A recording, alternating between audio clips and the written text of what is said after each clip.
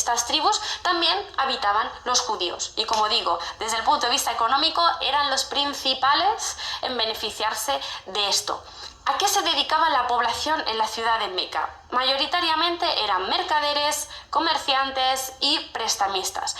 Y esto es algo que también cambiará con la llegada del Islam, porque dentro de esa práctica comercial económica, el tema del préstamo se hacía con intereses, con usura, y esto es algo que está terminantemente prohibido en el Islam, es algo haram en el Islam, ¿no? La usura, la riba, que se dice en árabe. Entonces, claramente es otra de las cosas que cambiará el Islam y que generará ese rechazo y ese conflicto, ¿no?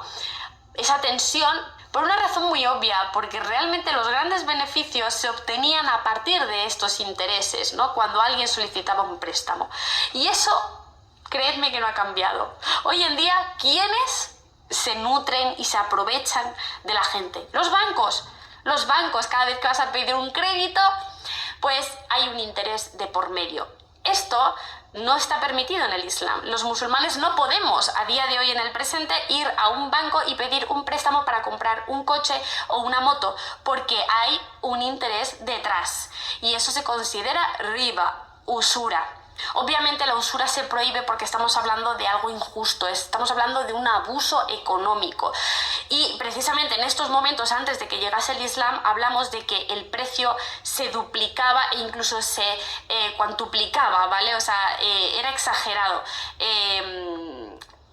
la diferencia, ¿no?, que podía haber en el precio. Y en relación a eso os quiero leer precisamente una aleya, un verso del Corán que hace referencia a esta situación y cómo el Islam pues busca cambiar esto, ¿no? Precisamente Allah en el Corán, en el capítulo número 3, en el verso 130, dice: no practiquéis la usura doblada.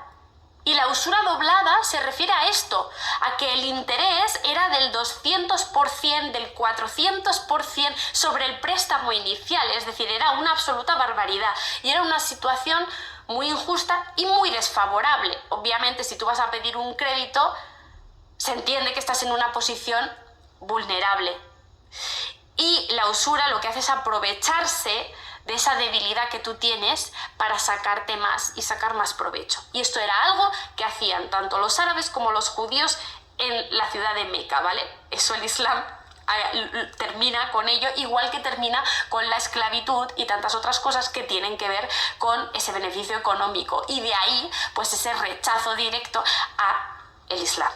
Por una razón muy sencilla, ¿no? Ya estáis viendo hasta qué punto supuso un cambio de paradigma esta revelación, ¿no? Si tenemos en cuenta cómo era esa sociedad antes y cómo será después. Desde el punto de vista social, pero centrándome especialmente en las mujeres, ¿no? Ese aspecto femenino también es importante destacarlo, porque en relación a esto se pueden sacar muchos otros temas a debatir, como el tema de la poligamia, la herencia, etcétera, etcétera, ¿no? Estoy hablando de conceptos y de temas que a día de hoy se utilizan incluso para atacar al Islam desde la más absoluta ignorancia y que no terminan de hacer justicia realmente a la situación que existía en aquel momento. Por eso he dicho al principio que es muy importante conocer el contexto histórico, porque sin ese contexto no es posible llegar a ver cuál es el beneficio del cambio. Entonces, si ponemos el foco en las mujeres,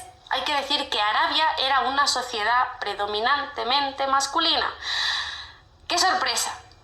A lo largo de la historia vemos que es, digamos, un patrón muy recurrente, estas sociedades patriarcales, estas sociedades misóginas, donde la mujer pues es poco más o menos que una propiedad que sirve para satisfacer los deseos sexuales, ¿no? O sea, realmente no vemos que haya mucha diferencia en este aspecto, pero sí que es importante reseñar esto, y es que los hombres no tenían un número limitado de personas, de mujeres, con las que poder casarse y tener relaciones sexuales. Es decir, que cuando hablamos de la poligamia, en la Arabia preislámica, esa poligamia era infinita. Un hombre a lo largo de su vida podía casarse con la mujer que quisiese, estar con ella el tiempo que quisiese y deshacerse de ella tan pronto como quisiese. ¿Entendéis? La mujer era era una propiedad casi de usar y tirar. El Islam, por supuesto, cambia esto rotundamente. Puedo hablar en un vídeo específicamente acerca de la poligamia desde el punto de vista social, antropológico, histórico y vincularlo con el Islam, porque sin duda es interesante, aunque es un tema muy polémico que la gente suele utilizar para atacar el Islam. Pero bueno, sí que voy a hacer un adelanto en este vídeo. Para empezar, la poligamia no es una norma en el Islam. Esto es uno de los grandes bulos más extendidos que hay con respecto a nuestra religión, ¿no? Es que el Islam permite la poligamia. Sí, cierto, la permite en un número limitado, máximo 4 mujeres, bajo unas condiciones muy específicas, muy concretas, que no aplican a todo el mundo ni a todos los países, y es la excepción, no es la norma. De hecho, el Islam y en el Corán, Allah